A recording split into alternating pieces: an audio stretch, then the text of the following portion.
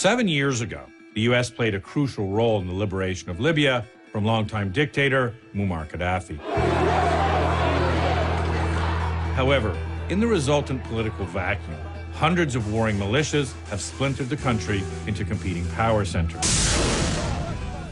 Today, the internationally backed Government of National Accord, or GNA, is accused of being unstable, corrupt, and struggling to control its shrinking sphere of influence.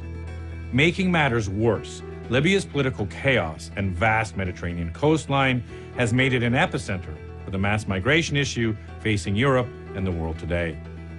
So we sent Isabel Young to Libya to see how the failed state is dealing with this growing crisis.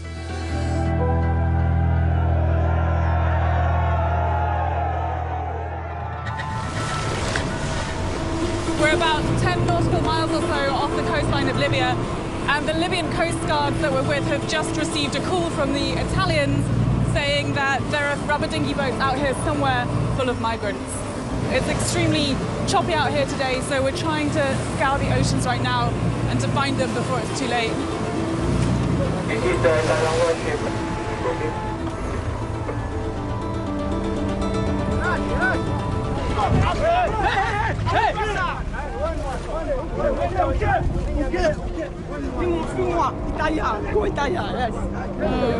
Not Italia.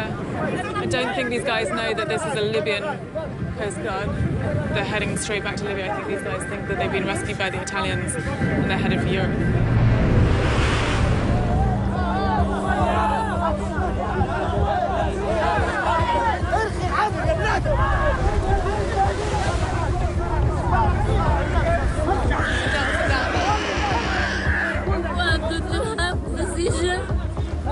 I think they're taking you back to Libya. Libya. With the global migration crisis overwhelming Europe, in 2016, the EU came up with a new $215 million plan to pay Libya to contain the problem.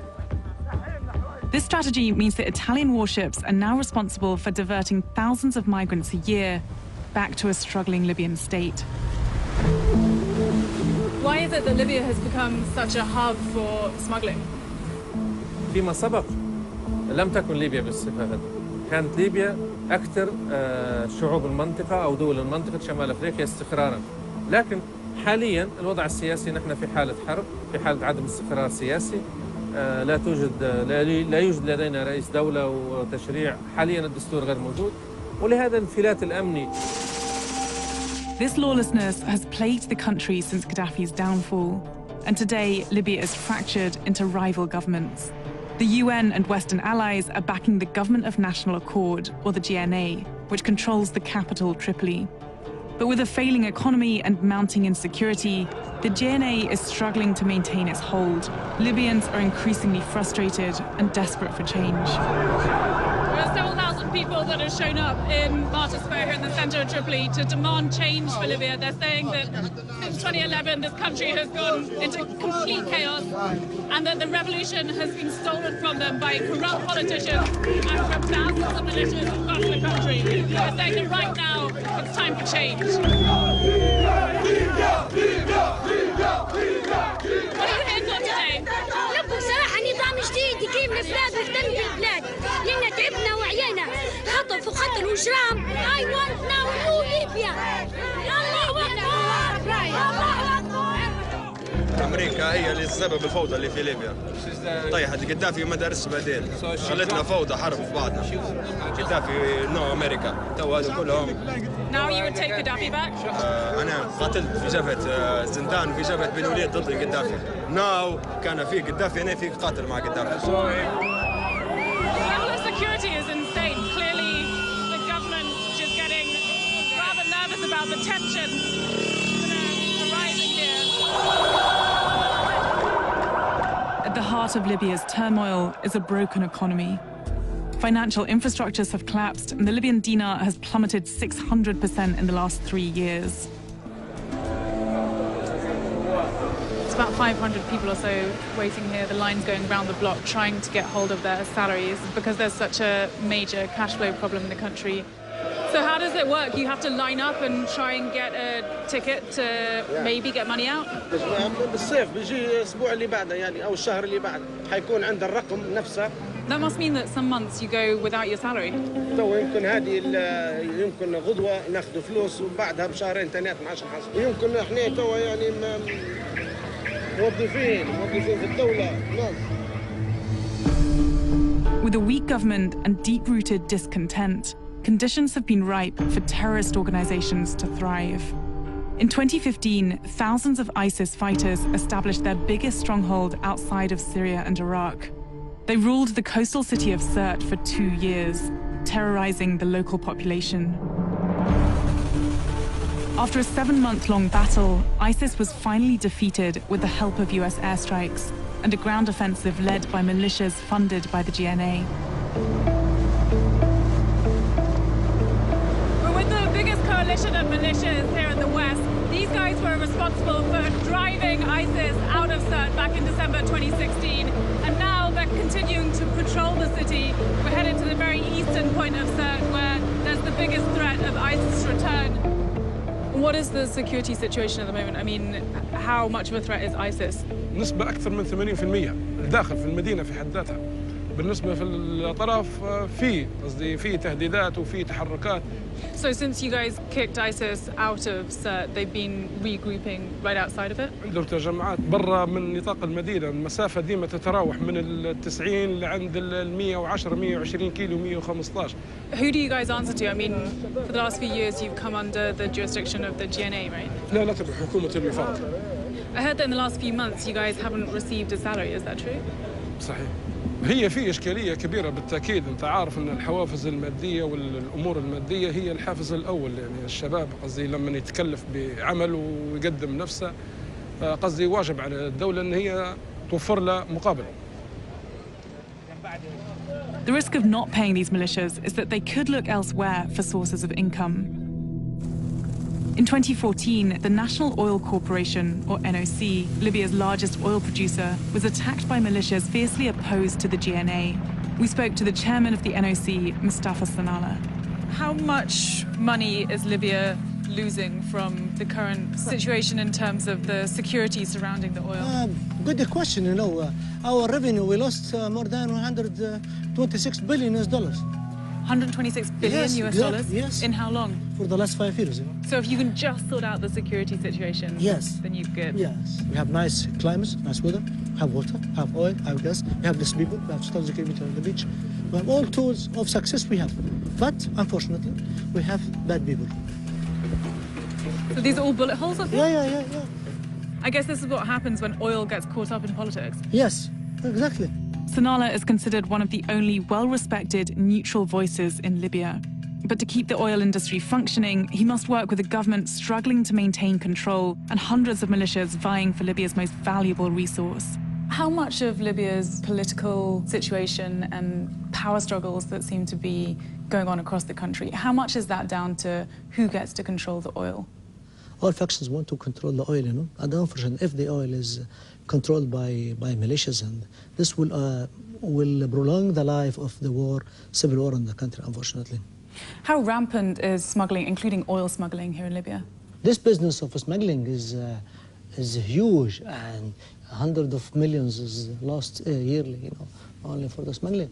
Unfortunately, the same people who is smuggling the fuel, the same people who is trafficking the human, and also the drugs and weapons. The GNA has reportedly paid militias to act as coast guards to stop illegal smuggling. Some of these militias have themselves been accused of working in the illegal migrant trade. The GNA has been accused of working with smugglers to prevent migrants from reaching Italy. Is the GNA guilty of paying those very people who are guilty of some of these criminal activities? I think it's a good question. Anyhow, I would like to say here, NOC position is very clear, you know. I'm not paying any criminals. I'm not accusing you of doing that, but I'm asking whether the GNA is. So I mean the NOC position is clear. We are against rewarding and, you know, compromising with those criminals. You're being very careful. Diplomatic, Very careful not to answer that question. But the GNA does deal with militias. Here in the smuggling hub of Sabrata, this militia group is led by Abdelrahman Milad, who goes by the name Bija. Besides fighting for control over territory in western Libya, he's also been paid by the GNA as a coast guard to stop the smuggling. Bija took us out to pick up a boat full of migrants trying to make their way to Italy.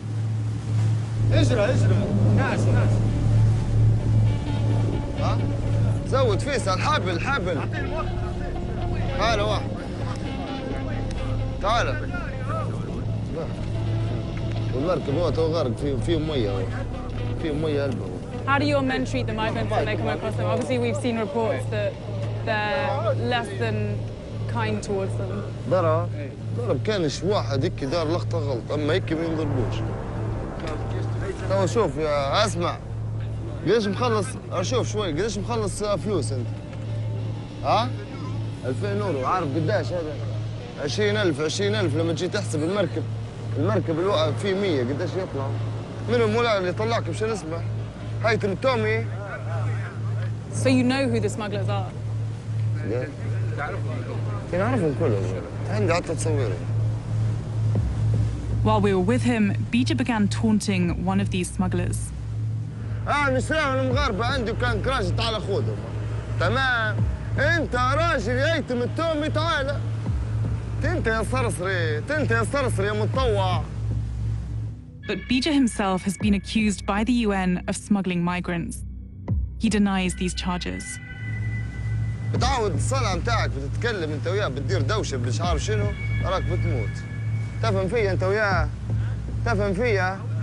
شوشة ركي ولكي راك بتموت. With allegedly corrupt militias like these taking full advantage of a government payroll, Libya has descended from a place of hope just 7 years ago to a largely lawless country. We sat down with Taher al-Soni, a senior advisor to the GNA, to ask about his vision of Libya's future. It's very hard to see a state that is failing its people quite like yours is. I mean, the economy is a complete mess. The social services don't work. The militias have more control than perhaps even your government. Do you recognize the urgency to address these issues right now if the country is to move forward?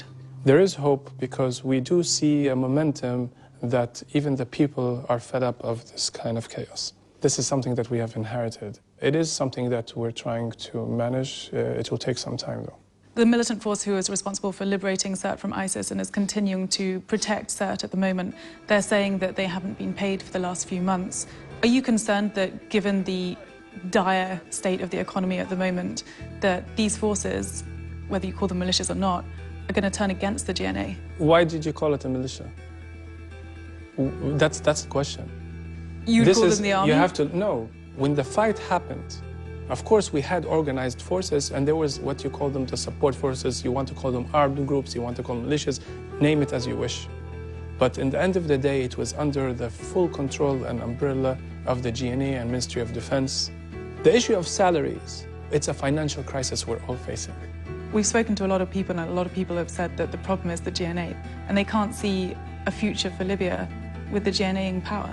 The GNA was meant to be in a temporary period until the constitution comes out and there is proper elections for a steady state. This frustration is totally accepted and recognized by us. I will not fool Libyans and say that we are the best government, but we are the best available government.